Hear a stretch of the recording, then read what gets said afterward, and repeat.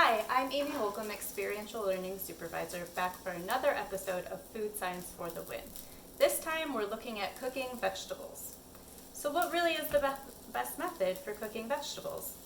Sometimes the method you choose, like grilling, roasting, sauteing, or even just eating the vegetables raw, is a personal preference, or it's the type of vegetable you're using, like carrots. I don't really like cooked carrots. I'm going to turn this down, but I like raw carrots.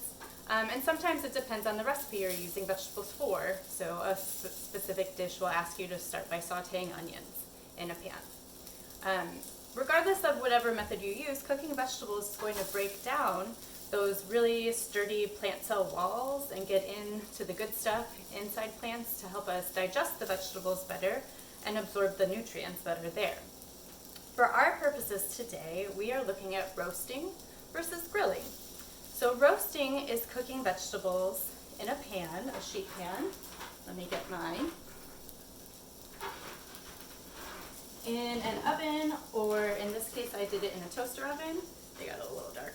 And it's going to apply an even temperature around the whole thing, right? So everything is absorbing the heat. The oil is going to help it. I did line my pan with foil just to make cleanup easier. But it's in an oven, it cooks for a period of time, you take it out, it's done. The middle rack in a conventional oven is best, and if you preheat not just your oven, but your pan, that can also lead to better results. And grilling can be done on a grill pan like this, on my stovetop, or on an actual outdoor grill that uses gas or charcoal. And it's going to basically sear it. So let me try to get a good example for you. Where you're applying direct heat to just one side of your vegetable at a time, and then you would flip it like so. And it's real high heat, right? This is hot. So you get more of that like char taste versus a fully cooked vegetable. Like this is a little overcooked, I think. So you'll likely use oil in both scenarios to help coat the vegetables, to make sure that they don't get really leathery as they're going on, as moisture is released during the cooking process. But in both processes, you can see where we get browning. So there's our browning there. This is real brown and real crispy. And that browning is called the Maillard reaction.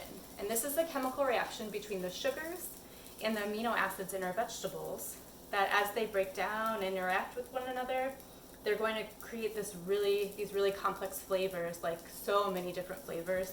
And the result is like a browning. And that's kind of how you know that your vegetables are done, or in this case, a little overdone.